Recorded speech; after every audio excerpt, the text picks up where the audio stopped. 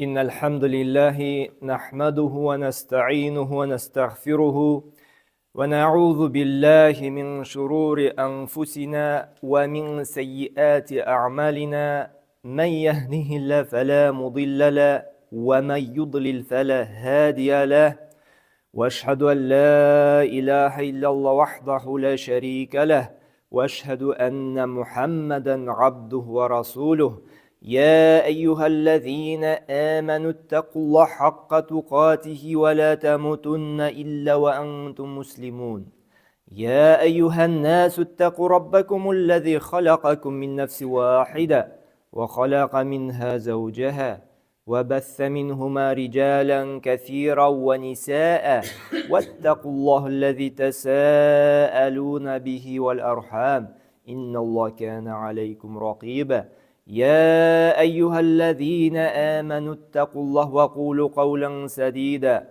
يصلح لكم أعمالكم ويغفر لكم ذنوبكم ومن يطع الله ورسوله فقد فاز فوزا عظيما أما بعد Барша мақтау хәмд сәнәләр безне юктан бар кылып, төрледән төрле ниъмәтләрен биреп торучы, шушы галәмнәрнең хуҗасы, бердән-бер идарәчесе, ризыкландыручысы Аллаһ Субхану ва Тааля бер үзенә генә тиешле, һәм шулай ук турыбыздан чыккан салават шәрифләр дә галәмнәргә рәхмәт өчен җибәрелгән, сөекле Пәйгамбәр саллаллаһу рухына, аны әһлел бәйтенә барып ирешсә иде. Әлхәмдүлилләһ, Аллаһка шөкер, атнаның иң хәерле көненә Аллаһ Субхану ва Тааля үзенең йортына, үзен зикр итәргә, үзен биекләргә, үзенә генә гыйбадәт кылыр өчен тагын бер кат безне җыйды. Һәм шушы җомга көнендә дә мусульманнар җыелышып гыйбадәт кылсалар, аны зикр итсәләр, алар шулай ук гыйлем алалар, вагазланалар, тақвалыкларын арттыралар, иманнарын куәтлиләр. Һәмнә әлхәмдүлилләһ, Аллаһның рәхмәте белән Зулхиджә ае бетеп, безнең яңа 1946 ел башланып китте. Һәм шушы яңа ел безнең башлана Мөхәррәм ае белән. Һәм белгәнебезчә, без аны инде вагазларыбызда да сөйләдек. Аллаһ Субхану ва Тааля кайбер айларны, кайбер вакытларны бер-берсеннән өстенрәк, фазилатлырак итеп куйган. Һәм шулай ук безнең менә Мөхәррәм ае да башка айлардан бер зур вакыйга белән аерылып тора. Һәм Мөхәррәм аенда аерым бер көн бар. Һәм шушы көн тарихка карасак, Аллаһ Субхану ва Тааля Муса аның аңа ияргән кешеләрне, аның дәгъватына уңай җавап биреп, Аллаһка иман китергән иман әһелләрен дөньяның иң куркыныч атеисты диек, иң тәкәббер зулымлык иясеннән коткарган бер көн бар. Ул да булса Ашура көне. Ашура көне, Ашара, ул 10-нчы көнгә әйтәләр, шушы Мөхәррәм аеның 10-нчы көненә. Нинди көн соң бу? Һәм нишләргә кирәк? Бүгенге вагазыбызда шуны әзрәк кенә бәян кылып китәрбез. Һәр беребез инде ишеткәнегез бардыр Муса пәйгамбәрне. Муса пәйгамбәр ул шулай ук Аллаһы Тааля җибәрелгән бер илче була. Һәм ул чакыра бары тик Аллаһы Тааляга иман китерергә, аңа гына гыйбадәт кылырга, аны зурларга, данларга. Һәм инде һәрбер пәйгамбәрнең үзенең бер дошманы диек, аңа каршы чыгучы, аның дәгъватына уңай җавап бирмәкче була, каршы килүчесе була. Һәм монда да инде Мусаның дошманы диек, иман әһелләренең дошманы. Һәм ул Коръәндә дә Аллаһ Субхану ва Тааля бик күп аятләрдә аның шуңхатлык атеист булуын, шуңхатлык зур, бик куркыныч тәкәбберлеген ассызыклый. Хәтта менә карагыз, Муса пәйгамбәр саллаллаһу Фиргаунгә барып, аны вагазда дигәч, карагыз, тәкәббер. Шулай бит. Менә нинди куркыныч сүзләрен әйткәнен без Коръән аятлары белән әле дәлилләрбез. Зулымлык кыла, балаларын үтереп, әниләрен исән калдыра торган була Фиргавын. Куллыкта яшәтә бөтен халкын. Шуның хәтлегендә җәбер зулым, кан куючы патша була. Шуңа карамастан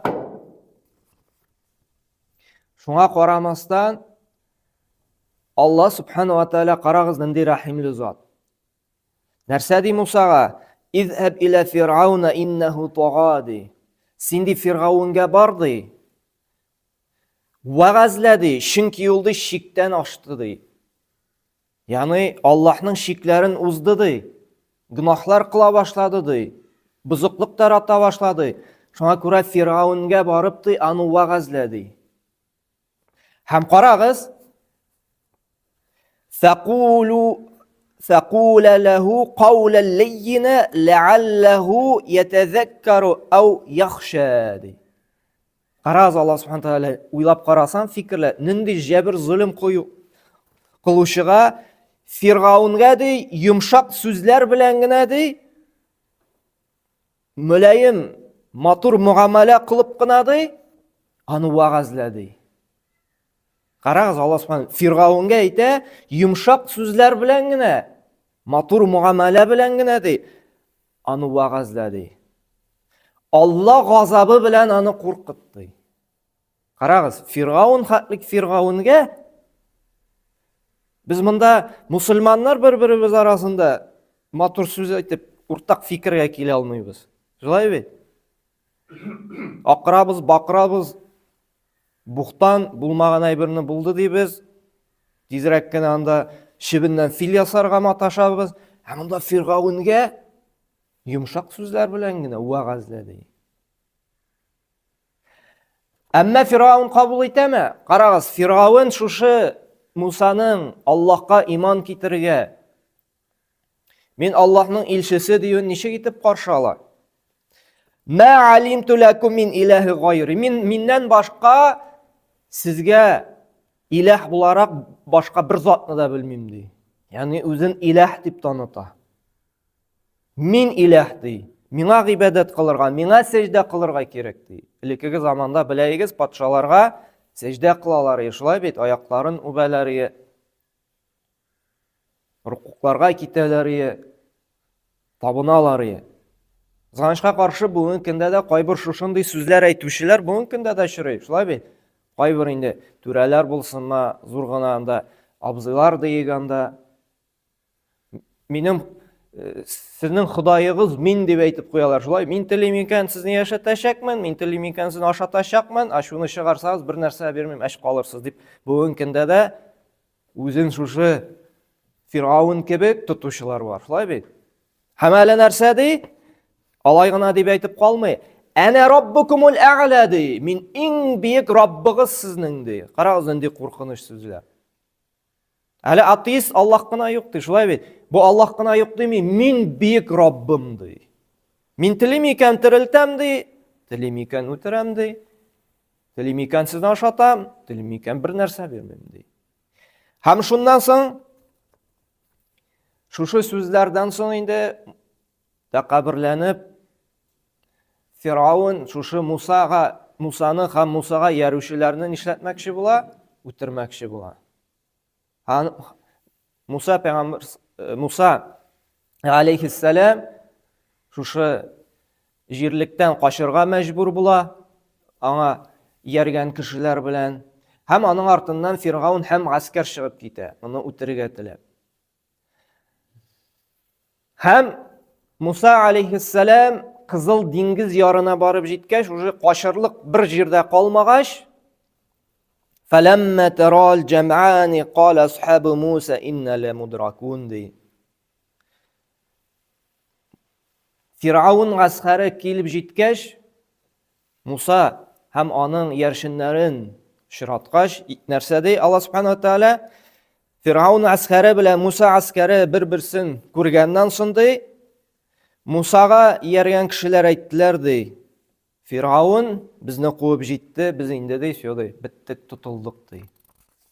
Әмма карагыз тәвәккәллек Муса пәйгамбәрнең. Муса алейхиссалам нәрсә ди?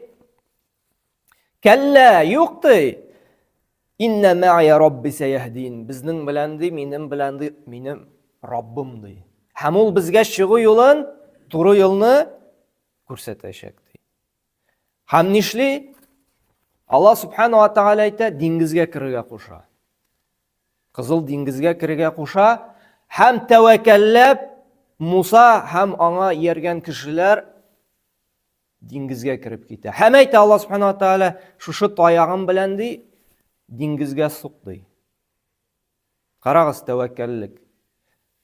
Аллаһка ышанып, инанып, диңгезгә суга. Һәм диңгездән 12 юл пайда була. Ягъни туннель. Диңгез ярыла, урталайга шулай бит, һәм кешеләр белән кирип китерлек туннель барлыкка килә. Һәм Муса үзенең кешеләре белән шушы туннель буйлап диңгезгә кирип китә. Кемгәдер бу фантастика инде, шулай бит. Кемгәдер әкият кебек тоела. Ни өчен шулай тоела? Чөнки безнең тәвәккәллек шуның хәтлек заиф дәрәҗәдә иманыбыз. Без теге күргән тутып караган нәрсәгә генә ышанабыз. Безнең Аллаһ шушы галәмнең хуҗасы теле икән шушы кояшлы көндә матур 30 градуслыкта буз да яудырта Аллаһ Тәгалә. Теле икән ураган да җибәрә. Теле икән җир белән дә тигезли ала. Теле икән монда диңгезде ясый ала. Чөнки Аллаһ шушы галәмнең Раббысы. Без аңа бик әз генә ышанабыз. Иманыбыз бик заиф. Әмма Муса һәм аның иярченнәре шуның хәтлек тәвәккәллеге көчле була. Аллаһка инанып кирип китәләр шушы диңгезгә. Шушы көчле иманнары сәбәпле Алла Субхану ва Тааля диңгезне дә ике якка күтәреп, коры җир буенча кертеп җибәрә. Һәм Фиргавун да инде нишли? Булар артыннан кирип китә. Фиргавун үз гаскәре белән нишли? Мусага ярып, аларны куып тотып, үтерергә теләп, шушы диңгезгә кирип китә. Әмма диңгез нишли? Алла Субхану ва Тааляның әмере килә. Сөйдә, япты ишекне ди. Һәм диңгез бөтен шушы Фиргавунның гаскәрен һәм Фиргавунны инде нишли? Шушы диңгездә батырып һәлак итә. Муса һәм аның иярченнәре исән кала, теге тәкәббер, мин сезнең бийек Раббыгыз дигән тәкәббер нишли? Шушында батып үлә. Әйе, кайбер риваятлар килә, мен аларның инде теге достоверностен бик әйтә алмыйм. Әйтәләр, шушы вакытта Фиргавун иманга килде дип әйтәләр. Сәҗдәгә кылды. Раббым, гафу ит мине дип. Хәтта әйтәләр, Фиргавунны диңгездән тартып чыгарганда сәҗдә формасында. Монсы шундый риваятлар йөри, монсын инде теге насколько русча әйткән достоверно, монсын әйтә алмыйм. Әмма шундый сүзләр йөри, Фиргавун шушы сәҗдә кылган вакытта дип, теге иманга килгән дип. Һәм менә шулай итеп, Муса алейхиссаламны коткарган көн шушы Мухаррам айының 10-нчы көненә туры килә. Пәйгамбер саллаллаһу Мәдинәгә күченгәннән соң яһүдләрнең шушы 10-нчы көнендә ураза тотуларын күрә. Бу Муслим җыентыгында килә торган хәдистә. Һәм сорый, Ибн Аббастан килә бу хәдис, ни өчен соң бу көндә ураза тотасыз ди? Яһүдләр әйтәләр, бу көндә ди Муса алейхиссаламны Аллаһ Субхану ва Тааля Фиргавунның аскәреннән коткарды, шуңа шөкер йөзеннән Аллаһ Тааля рәхмәтне белдертеп, без ди ураза тотабыз ди. Һәм Пәйгамбер саллаллаһу алейһи әйтә, biz ди лайыклырак ди бу көнне ураза тотырга ди. Һәм шуңа да Пәйгамбер саллаллаһу Муслим җыентыгында килә торган хәдистә әйтте, "Сияму яуму Ашура, ахтасибу аля Аллаһи ан юкаффира сана аллати qablahу ди." Мин ди шушы Ашура көнендә ураза тотуны ди, өметләнәм ди, Алла Субхану ва Тааля моңарчы, ягъни 1 еллык кылган гынахларны гафу ителер дип. Ягъни Ашура көнендә ураза тоту 1 еллык гынахларыбызга кәфарат булырга сәбәп икән. Күрә кем 10-нчы көнендә, бүгенге көндә инде 10-нчы көн, 16 июль, сишәмбе көненә туры килә. Әмма Пәйгамбер саллаллаһу алейһи әйтте, Әгәр дә ди ләин бақайту иля қабилі лясуманна тәсиати. Біздің муслим жиынтында шулай келе. Әгәр дә киләсе елға қалсам ди, мин 9 көнне дә ураза тотырым ди, яһудләргә хилафлык кылыр өчен. Чөнки яһудлар бит 10-нчы көнне ураза тота. Без бит инде алардан аерылырга тиешбез. Шуңа күрә Пәйгамбәр саллаллаху алейһи ва сәллям әйтә, әгәр дә киләсе елга калган булсам, 9-ы 10-сы итеп 2 көн ураза тотырым ди. Шуңа күрә хәерле булып тора шушы Ашура уразасын тотырга 2 көн. Безнең бигрәк тә бу туры килә, дүшәмбе булай да нәфил уразасы тота торган көн бит инде. Һәм инде сишәмбе Ашура көне. Менә шушы 2 көн ураза тотабыз икән, безнең 1 еллык шушы Мухаррам аена хәтлек кылынган гынаһларыбызны Аллаһ субхanahu ва тааля гафу итәр. Илля да мәгәр зур гынаһлардан кала. Шушы 2 җомга арасында булган гынаһлар, намаз белән намаз арасында булган гынаһлар гафу ителә, кичә гынаһлар гына. Әгәр дә телибез икән инде зур гынаһларны гафу ителүен, бу вакытта инде тәүбә кирәк. Бу сүзләргә дәлил менә Аллаһ субхanahu ва тааля Ниса сүрәсенең 31-нче аятында әйтә. Аллаһ субхanahu ва тааля ин таҗтанибу кабаира ма тунхауна анху нукаффир анкум сайyiатикум ди. Әгәр дә сез ди зур гынаһлардан тыеласыз икән ди, Аллаһ субхanahu ва тааля әйтә, нәрсә ди? Без сезнең ди кичә гынаһларыгызны гафу итеп җәннәтләргә керттербез ди. Зур гынаһларга нәрсә керә? Җәһәннәм белән куркытыла икән яки ләгънәт белән куркыта икән Пәйгамбәр саллаллаху. Буларның урыны җәһәннәмдә, булар инде утта газапланыр дип шушындый Аллаһ Тәгаләгә ширк кылу, кеше үтерү, әтиянины рәнҗетү, ятим малларын ашау, сихерчеләргә йөрү, риба белән туклану. Менә шушындый гынаһлар безнең зур гынаһларга керә. Пәйгамбәр саллаллаху алейһи әйтте, Муслим җиңтында килә торган хадистә, 7 зур гынаһтан читләшегез ди. Һәм инде санап китте, шулай бит. Аллаһ Тәгалә ширк кылу, кеше үтерү, сихер кылу, риба ашау, бирү яки алу, ятим малын ашау, гыйффәтле мөмин хатын-кызны зинада гаепләү. Ягъни булар бөтенесе менә санап киткән зур гынаһка керә. Һәм икенче Муслим җиңтында килә торган хадистә шулай әйтә, Пәйгамбәр саллаллаху 5 намазды җомга белән җомгады һәм Рамазан айы белән Рамазан арасында булган хаталар, гынаһлар ди гафу ителә ди, әгәр дә кеше зур гынаһлардан читләшсә ди. Димәк, менә бу дәлилләр китердем. Зур гынаһлар бар, кеше гынаһлар бар. Зур гынаһларга керә инде азап белән, җәһәннәм белән, ләгънәт белән иманлы булмаслар дип, һәм шушы зур гынаһларга белән куркытмаганы, калганы инде кеше гынаһка керә. Әгәр дә без шушы зур гынаһлардан арынасыбыз, чистарынасыбыз килсә, безгә тәүбәгә килергә кирәк. Нәрсә ул тәүбә? Шушы зур гынаһларны кылудан туктау, үкенү бик каты. Мәсәлән, кеше риба алды ди, яки бирде ди, яки зина белән шөгыльләнде, яки хәмер кулланды, яки хәмер сатты ди, һәм аңлады ди, шушы нинди зур гынаһ кылганын. Һәм чистарынасы Аллаһ каршына баргач, бу гынаһлар өчен азапка тартылуын теләми икән, ул тәүбәгә килә. Шушы гынаһ кылудан туктый, үкенә, "И Раббым, ни өчен кылдым соң?" дип. Һәм төпле үзенә карар чыгара. Бүтән бу гынаһка кайтмыйм дип. Һәм шушындый шартларны үтәп, шу намазга баса, шушы уразалар тота башлый икән, Аллаһ Тәгалә нишлим ди? Кичерәм ди, гафу итәм ди. Әгәр дә инде шушы уразатта намазга йөри, әмма зина кылында дәвам итә икән, хәмердә эчә икән, анда рибада ашый икән, башка төрле фәхишлек, бузыклык кыла икән, Аллаһ субхanahu ва тааля моның бу гынаһларын гафу итмәй. Чөнки шушы гынаһлардан арыныр өчен тәүбә кирәк.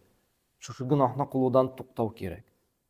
Менә шушы вакытта гына Аллаһ субхanahu ва тааля инде безгә гынаһларыбыздан арынырга, гынаһларыбыздан кутылырга мөмкинчелек бирәчәк. Шуңа күрә менә шушы киләсе дүшәмбе һәм сишәмбе 2 көн уразаны тәүбәләргә килеп, уразага керү безнең өчен бик хәерле. Чөнки бигрәк тә менә бу көндә сыналабыз, иманыбыз шулай бит. Чөнки көннәрдә иссен, әлхәмдүлилләһ, бу арада Аллаһ Тәгалә суытып җибәрде, бәлки шушы әзрәк безгә җиңеллек буларак бирәдер Алла Субхана Тәала 2 көн уразаны җиңел генә үткәрсеннәр дип. Менә күп түгел, бары тик 2 көн.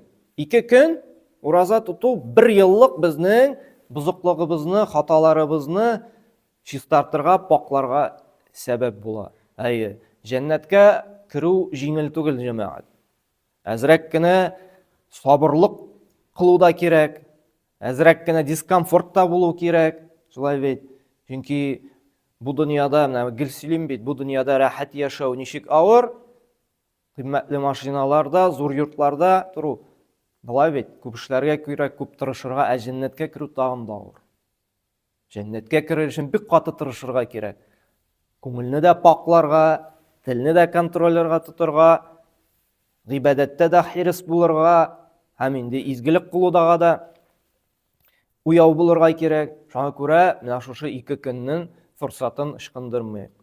Кулыбыздан җибәрмик. Тырышыйк көчебездән килгәнчә гаиләләребез белән уразада үткәрергә. Һәм инде кем уразада тота икән, ул ураза тотучының да әҗрен алыр өчен берәр нинди хөрмә бирикме, су бирикме, авызын ачтырырга тырышыйк. Чөнки беләбез, кем ураза тотучының авызын ачтыра, аңа ураза тоткан кебек әҗр була. Шушы көннәрне изгелектә үткәрсәк, Алла Субхана Тәала гөнаһларыбызны паклар, ярлыклар һәм шушы гөнаһларыбыздан арыну сәбәпле, бәлки иминлек, тынычлык янәдән кайтыр безнең җирлегебезгә. Алла Субхана Тәала тәүфик хидаят бирсен, шушы көннәрне уразада тотып, игелекле гамәлләрдә үткәрергә. Aqulu qawli hada wa astaghfirullah li wa lakum min kulli dhanbin fa innahu al-ghafurur rahim.